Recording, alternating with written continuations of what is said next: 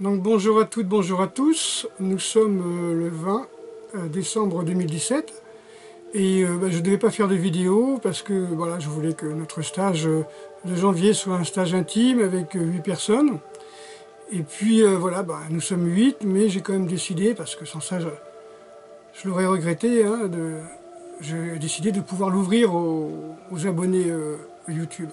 Donc au départ, quand je fais des stages, en priorité ce sont les amis Facebook qui sont au courant. Quand le quota est là, voilà, et je demande aux amis YouTube, éventuellement s'ils veulent venir. Sinon c'est un grand stage national où j'invite tout le monde, hein, ce qui n'était pas le cas pour ce stage-là, qui voulait rester intime.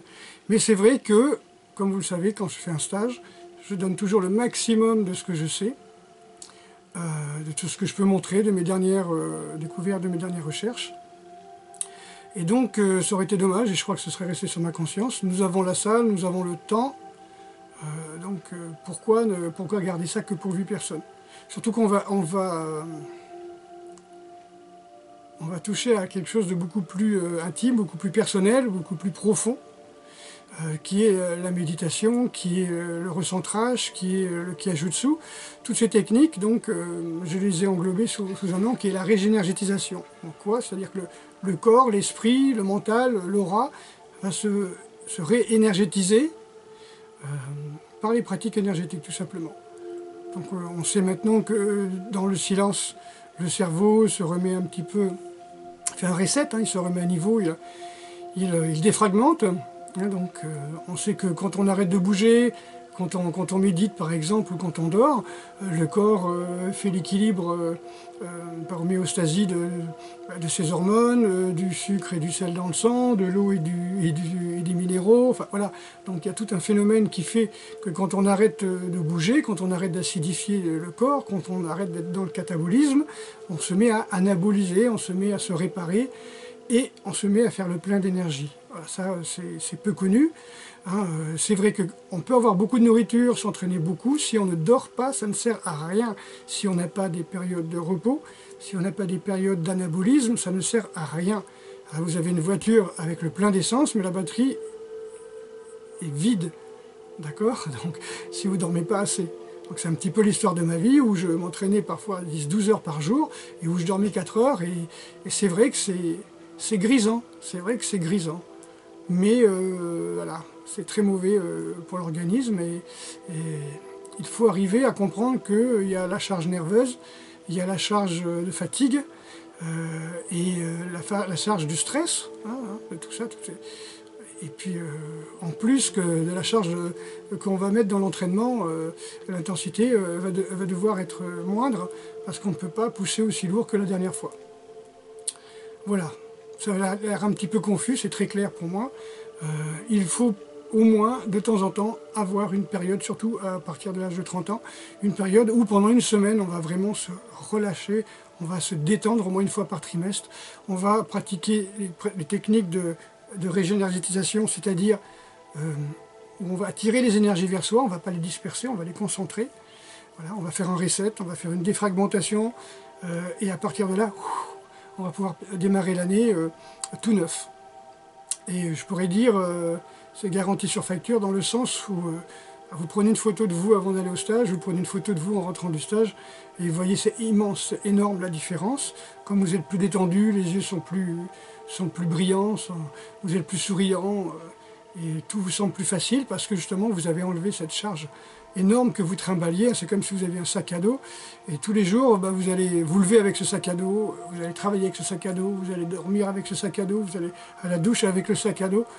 Au bout d'un moment, il faut l'enlever, quoi. D'accord? Donc nous on nous dit toujours ah, t'as un problème, tu le mets dans ta poche, tu mets un mouchoir par-dessus, sauf le jour où la poche est trop pleine. Donc là le mouchoir il explose comme un volcan, hein, comme un bouchon de volcan, et puis c'est la cata. C'est ce qu'on appelle le burn-out, c'est ce qu'on appelle la dépression, ce qu'on appelle péter les plombs. Voilà, donc c'est ouvert à tous, hein, y compris aux 3-4 trous du cul du net, comme les appelle Frédéric Delavier, hein, c'est-à-dire les 4 guignols qui, à chaque fois que je fais une vidéo qui dure 1 heure, paf, Dès que la vidéo est postée, ils dislike sans regarder la vidéo, donc ils sont abonnés que pour disliker ma vidéo. Alors ça me fait marrer, hein, c'est gentil parce qu'à chaque fois ça me renforce, ça me fait marrer. Et je pense à eux, un petit coucou, voilà, un petit coucou en disant faut être vraiment débile pour s'abonner sur une chaîne, juste pour disliker le mec, je sais pas point de vue karmique ce que ça peut vous apporter, mais en tout cas pas que du bonheur. Et donc Frédéric Delavier explique bien ça en disant que c'est des gens qui ont un gros problème, ils sont amoureux de moi. Parce que, voilà, ils sont amoureux de la personne qui dislike, ils voudraient avoir un rapport charnel avec lui, mais voilà, ils ne peuvent pas, donc ils sont frustrés. Donc dès qu'il s'adresse aux autres, dès qu'il va vers les autres, paf, on dislike.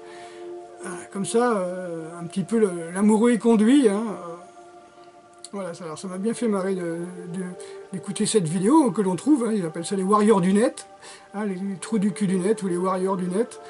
Des gens qui dislike sans écouter les vidéos, comme ça, qui s'abonnent et qui dislike. Voilà, je vois pas l'intérêt. Voilà donc, pour revenir au stage, donc c'est un stage où on va pratiquer les yayama, les 5 tibétains, le chongli, du qigong, on va travailler beaucoup la méditation, on va faire le travail interne du système, bien sûr, quelques techniques de Kyajutsu que l'on retrouve un peu partout. Ben, je ne vais pas en dire plus. Et voilà, donc ce sont des techniques que certains ont pu voir une partie. Et après, beaucoup d'exercices que vous pourrez refaire chez vous, ou tranquillement chez vous, dans un gymnase, ou dans la rue, etc. Pour pouvoir ne pas laisser partir cette énergie. Vous voyez, c'est le principe des intestins qui sont hyper perméables. Ben là, c'est pareil, vous avez le corps énergétique hyper perméable. C'est tout fout le camp, quoi. Vous êtes... comment on peut dire, vous êtes dans la rue et sans arrêt vous êtes attiré.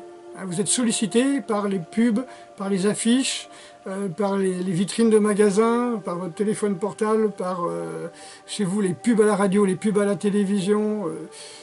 Vous êtes sans arrêt sollicité.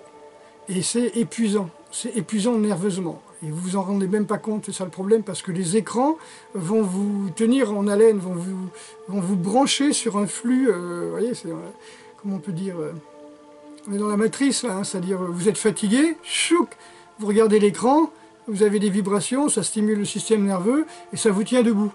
D'accord, vous êtes devant l'écran, vous êtes crevé, hein, si vous n'aviez pas allumé l'ordinateur ou vous regardez votre téléphone, vous serez allé vous coucher. Mais vous avez allumé l'ordinateur, la télévision, surtout avec les écrans numériques, ou votre téléphone portable, et là, effectivement, hop, vous avez comme un regain d'énergie. Vous voyez, donc alors qu'on fait le compte, c'est pas un regain d'énergie, hein, c'est comme si vous allumiez la chandelle par l'autre côté, hein, pendant que la flamme brûle. Donc vous brûlez la chandelle par les deux bouts, ce qui fera des économies à l'État, parce que comme ça, vous ne toucherez pas votre retraite, hein, vous serez mort avant, épuisé. Voilà, c'est un petit peu la personne qui est un peu fatiguée, qui va prendre un hamburger, et hop, ils disent, voilà, moi je mange de la viande, c'est plein de vitamines, ça me donne de l'énergie. Non, t'as mangé du sel, un truc salé qui t'a stimulé les surrénales, hein, les reins, et que ça t'a donné un petit peu d'adrénaline, hein, comme si je mets du sel dans de l'eau sur une batterie. Et puis surtout, t'as mangé les hormones de stress de l'animal qu'on a tué, donc ça t'a rendu agressif, hein, ça t'a pris de l'adrénaline, t'as pris du cortisol, voilà. Donc il faut voir ce qu'on appelle des stimulants. Hein, un coup de pied au cul, c'est un stimulant, mais bon, on n'en prendra pas tous les jours. Hein. Une douche froide, c'est un bon stimulant.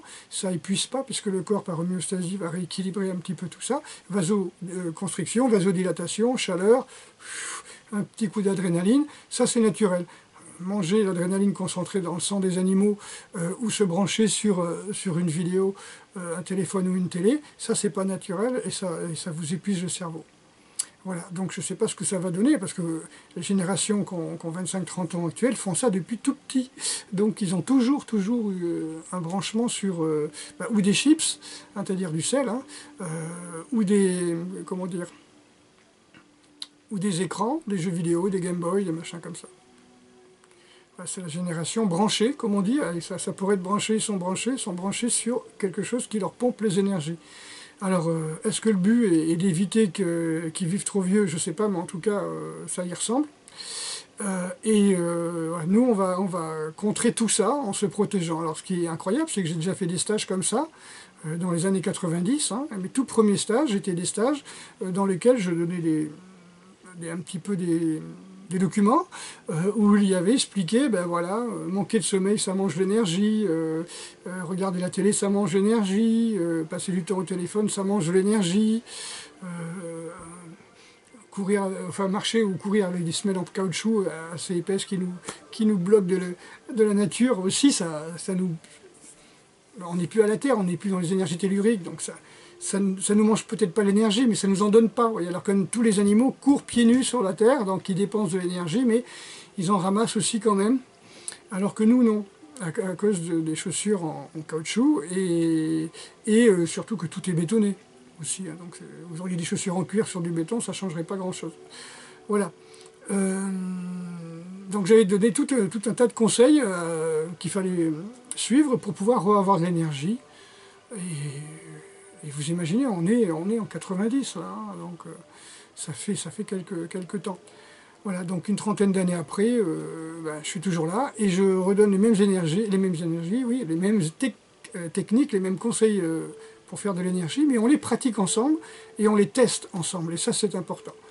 On est plusieurs, donc plus on sera, plus il y aura d'énergie. C'est peut-être pour ça aussi que j'ai voulu ouvrir à tout le monde ce stage-là quand même, c'est important. Et pour bien démarrer l'année, pourquoi pas. On n'ira pas à la rivière, à la source pour se rouler dans l'eau, hein, ne vous inquiétez pas, on va rester gymnase, peut-être on ira dehors pour respirer, on verra ça, mais en tout cas, beaucoup de travail énergétique, et croyez-moi, c'est beaucoup plus, je dirais, difficile, dans le sens déstabilisant, de rester une heure face à un mur à méditer, ou se fermer les yeux et marcher comme ça parmi la foule. C'est beaucoup plus difficile et stressant que de courir avec un sac à dos dans les escaliers. D'accord, donc c'est encore autre chose. Donc, tous les élèves pratiquement ont pratiqué au moins une méthode de méditation durant mes stages. Là on en verra au moins 4-5. Le but étant donc de vous rendre plus fort. Et ce genre de technique que je pratiquais quand j'avais 17-18 ans, par exemple, je ne le savais pas, mais quand je prenais des coups, je ne sentais plus rien.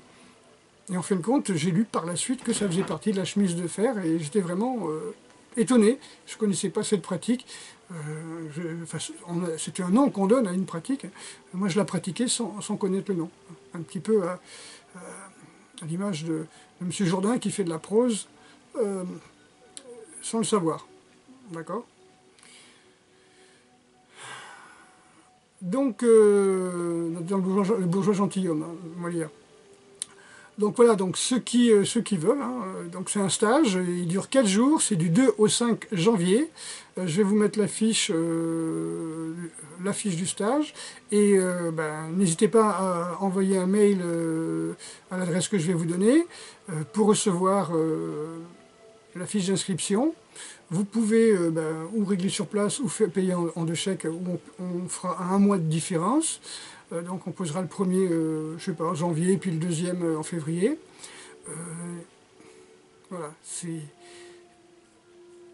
Ou vous êtes destiné à venir à ce stage et vous avez l'information et vous savez que c'est pour vous, il n'y a aucune hésitation.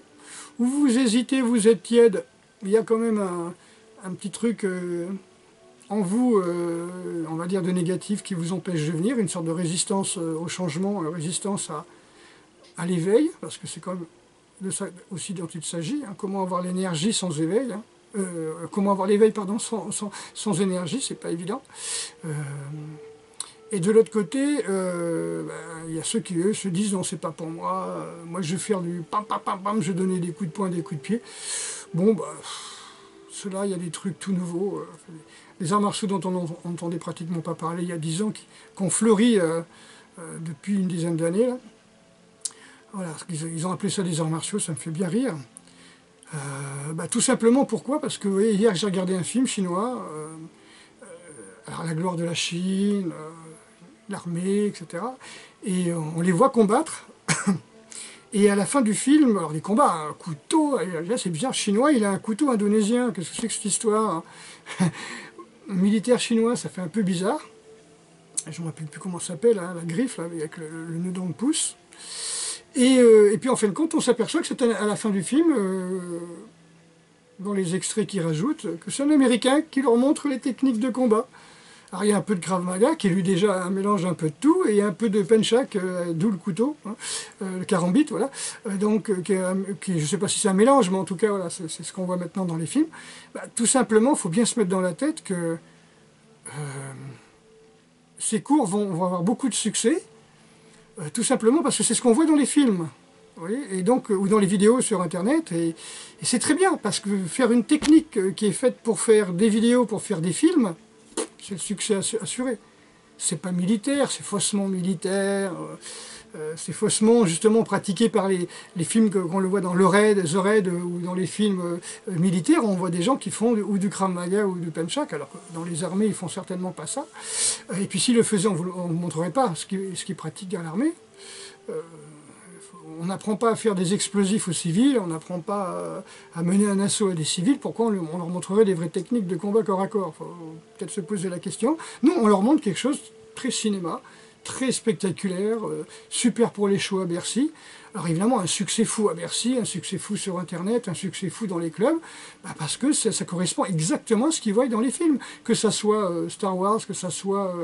je sais pas moi, n'importe quel film d'action, qu'est-ce que vous avez? Voilà, vous avez ces mélanges, un peu de Krav Maga, un peu de Penchak, un peu de Bruce Lee, hein, un peu de Jeet Kune Do. Pendant un moment, il y avait un petit peu de Capoeira, on en voit moins. Il y avait, à l'époque du Steven Seagal, il y avait un peu d'Aikido, on en voit moins. Voilà, on montre qu'est-ce qui est le plus spectaculaire et ce qui plaît le plus au public. Voilà, et ben écoutez, moi je trouve ça bien, faire un art, non pas martial, mais un art de spectacle, et ça marche très bien. Pour le spectacle, moi je trouve ça génial. Ça c'est vraiment, voilà, si j'avais la fibre commerciale, voilà, j'enseignerais ça, mais ça ne m'intéresse pas. Voilà, à mon âge, je préfère enseigner des techniques qui peuvent sauver les gens, qui peuvent leur servir honnêtement dans la vie réelle, c'est-à-dire technique énergétique, technique de concentration, plutôt que de taper sur les gens. Voilà.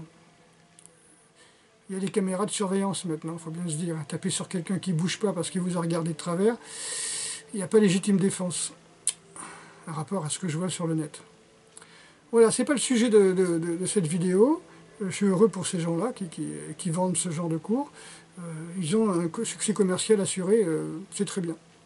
Donc, en ce qui nous concerne, stage de méditation, travail interne, énergétisation, Kiai-Jutsu, Qigong, enfin tout ce travail interne qu'on voit avec des exercices pratiques surtout, hein, pas de théorie, moi ça ne m'intéresse pas, on ne frappe pas comme je dis sur quelqu'un qui ne bouge pas, on est tout le temps en action, ou au contraire on médite, on est sur place et on est avec soi-même.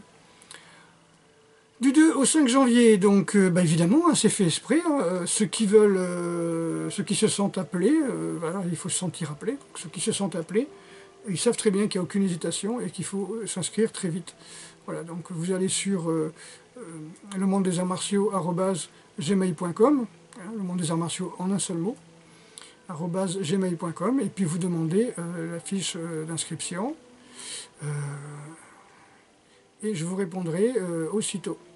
Voilà, c'est très important que je puisse donner accès, hein, on dit permettre à tout le monde de faire quelque chose de puissant et d'aussi profond. On dit, bah oui, mais permettre à tout le monde de venir, c'est permettre à n'importe qui de venir. Peut-être, mais en le faisant au dernier moment, ça permet aux gens qui sont destinés à faire ça de venir, surtout. Voilà, moi je le sens comme ça. Je ne veux pas dire que ça permet à n'importe qui de venir, je dis que ça permet à ceux qui sont appelés, à ceux qui pensent que c'est leur voie de venir essayer tout ça.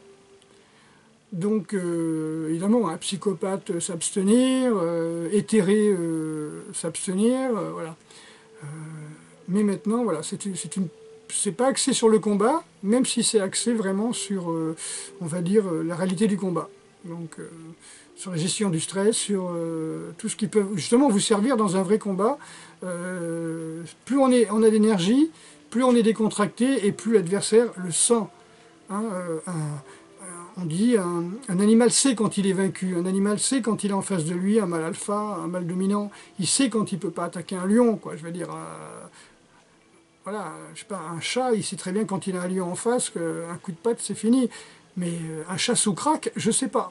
Ouais, donc voilà, toute personne équilibré doit savoir, doit ressentir au fond de lui-même. Alors c'est au niveau du cervelet, hein, c'est pas dans la pensée. Je pense que même si la personne est bourrée ou sous drogue, il y a quand même un petit éclair qui doit se faire au niveau du cervelet, hein, du reptilien, tic, comme ça tout d'un coup, oula, faut peut-être pas que j'y aille. Et ça, ouais, le gars qui est en haut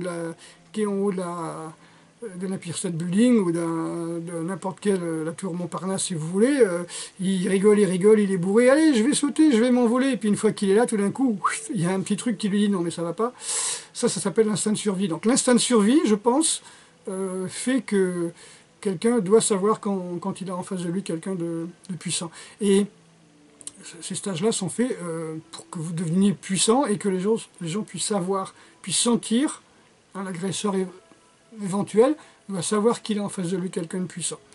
Donc ça vous évite de vous battre. Parce que vous n'êtes plus une victime, d'accord? Vous n'êtes pas un prédateur, vous n'êtes pas une victime, ce qui est différent.